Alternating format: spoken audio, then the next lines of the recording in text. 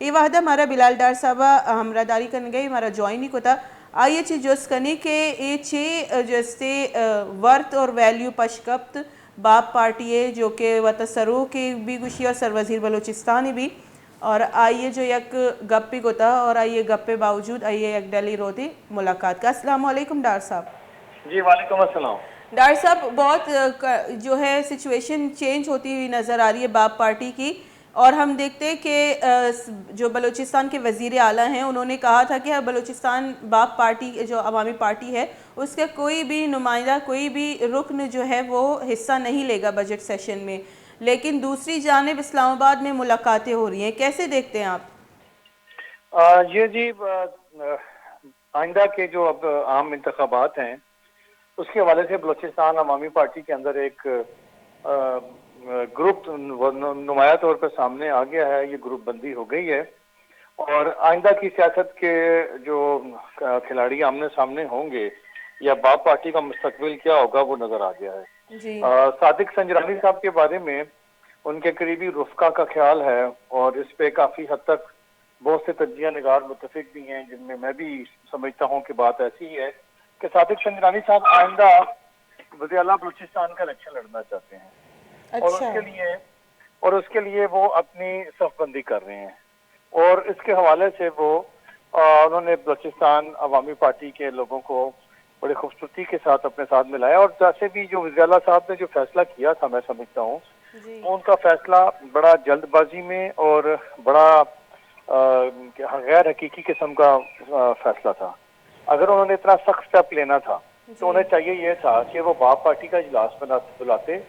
बाप पार्टी के जितने पार्लियामेंटेरियंस हैं उनको मदऊ करते, अपनी काबीना को बुलाते और बैठ के उसके अंदर वो मुशावरत करते इस मामले के ऊपर। लेकिन जितनी जल्दबाजी में उन्होंने और उजलत के साथ ये फैसला किया था कि वो बजट सेशन में शिरकत बाप पार्टी का कोई बंदा नहीं करेगा, उससे ये वाज़िया होता है कि उन्होंने किसी जगह पे कोई बड़े पैमाने पे या बड़े लेवल पे कोई मुशावरत नहीं की थी। जी बिल्कुल। अगर उन्होंने मुशावरत की होती तो यकीनन या तो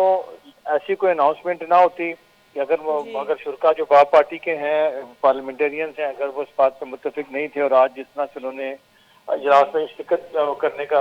ऐलान कर दिया है। तमिर साहब का भी मौक़िफ़ आया है सामने, उन्होंने भी अपना बयान दिया है कि मुझे एतमाद पे नहीं लिया गया, मुझे इस हवाले से मालूमात नहीं थी कि जो है इसमें हिस्सा नहीं लेना है, इक़्तिसादी कौंसिल के जो इजलास हुआ मुझे नहीं बताया गया था, मुझे इस हवाले से मालूमात नहीं थी। तो ये उनके साथ भी एक नाइंसाफ़ी नहीं है, उनका कलमदान ले लिया गया और अब दोबारा से एक बहुत इमेच्योर तरीक़ेकार से जो है बजट का सेशन बाइकआउट करने का ऐलान कर दिया है रैंडमली अचानक से। और डॉक्टर साहब दूसरी तरफ आपको बताती चलूँ कि कल जो इजलास हुआ है कौमी सूबाई असम्बली में, वहाँ पे जो है जान मोहम्मद जमाली की जानिब से भी एक इशारा दिया गया है कि जुलाई तक ये असम्बली रहेगी, उसके बाद हम भी एक्शन ले सकते हैं। तो समझते हैं कि आगे जाके शायद बलूचिस्तान की असम्बली तहलील हो। देखें ये तो अगर तहलील होने वाली सिचुएशन होती तो वो वाज़िया तौर पर नजर आ जाती, अब तो ऐसी सिचुएशन दिखाई नहीं देती कि अगर वो तहलील मसलन अब अगर वज़ीर-ए-आला अपने एक फैसले पे दो फैसलों पे पिछले 3-4 दिनों के अंदर उन्होंने तो दो बड़े फैसले किए, एक तो एटनिक के इजलास में शिरकत ना करने का वो फैसला किसी ने अमल दरामद नहीं किया, दूसरा उन्होंने फैसला किया कि बजट सेशन में हमारे पार्लियामेंटेरियन शिरकत नहीं करेंगे, उस पर भी किसी ने अमल दरामद नहीं किया बल्कि वाज़िया तौर पे कह दिया कि हम इस फैसले से मुत्तफिक नहीं हैं। तो अब इसके बाद वज़ीर-ए-आला साहब मुझे तो लगता ये है कि सूबाई असम्बली में भी जो उसकी अक्सरियत है वो खो देंगे क्योंकि अब अगर सादिक संजरानी जैसे माहिर प्लेयर वो अगर इस तरह ग्रुप बना के खड़े हो गए हैं और वहाँ के जो MNAs हैं सेनेटर्स हैं बलूचिस्तान के वो भी बाप पार्टी के, अगर उन्होंने एक लाइन इख्तियार कर ली है, एक लाइन वज़ीर-ए-आला के अगेंस्ट उनकी पॉलिसी के बिल्कुल ऑपोजिट जाके ली है, तो इसका मतलब बड़ा वाज़िया है कि उन्होंने सूबाई असम्बली के अंदर भी काम किया होगा या वो तेजी से अपना काम करना शुरू कर देंगे। और आने वाले दिनों में अगर वज़ीर-ए-आला बलूचिस्तान ने बगैर किसी को इत्मीनान में लिए कोई इस तरह का और कोई बड़ा फैसला किया तो फिर हो सकता है कि उनको ही किसी स्टेज के ऊपर अदम एतमाद का सामना करना पड़ जाए अगर वो असम्बली की तहलील की तरफ जाते हैं या ऐसा किसी बड़े फैसले की तरफ जाते हैं, तो हो सकता है फिर उन्हें अदम एतमाद का सामना करना पड़ जाए। تو میرا خیال ڈار نہیں صاحب ہے. بطور وزیر اعلیٰ یا بطور باپ پارٹی دونوں صورتحال میں کسی نے ان کی نہیں سنی ہے، تو کیسے ایک ایسے شخص جو کہ اتنا رینڈم اور اتنے اممیچور ڈیسیجنز لے کے وداؤٹ اینی کنسلٹیشن 2 دفعہ عدم اعتماد کی تحریک آتی ہے بلوچستان میں، اور دونوں کے ٹائم یہی وزیر اعلیٰ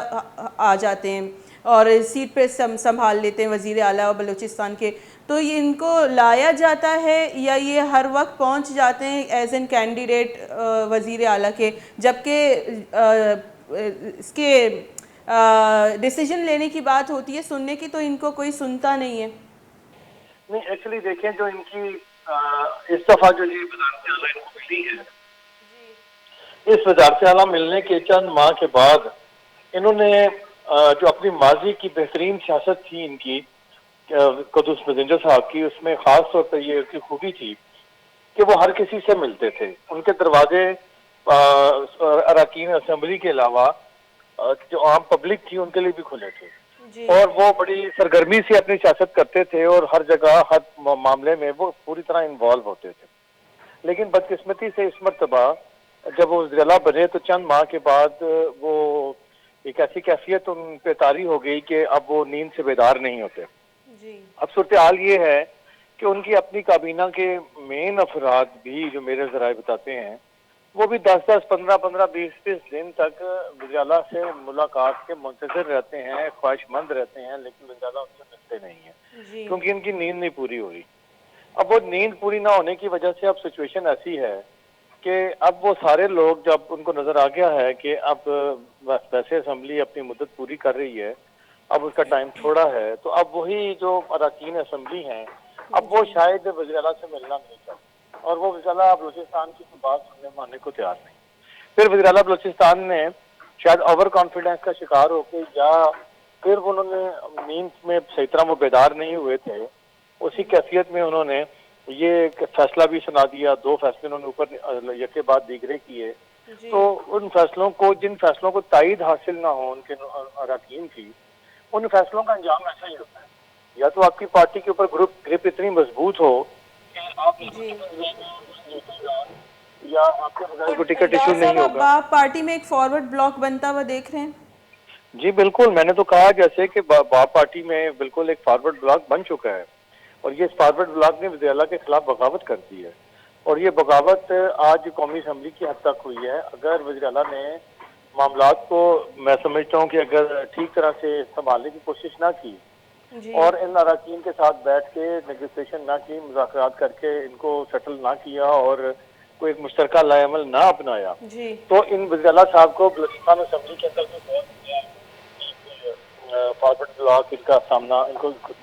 سامنا کرنا پڑ سکتا ہے کسی فارورڈ بلاک کا. اور اگر اسمبلی توڑنے کی طرف جاتے ہیں تو پھر وہی ہوگا جو جیسے ہوا ہے پنجاب کے اندر.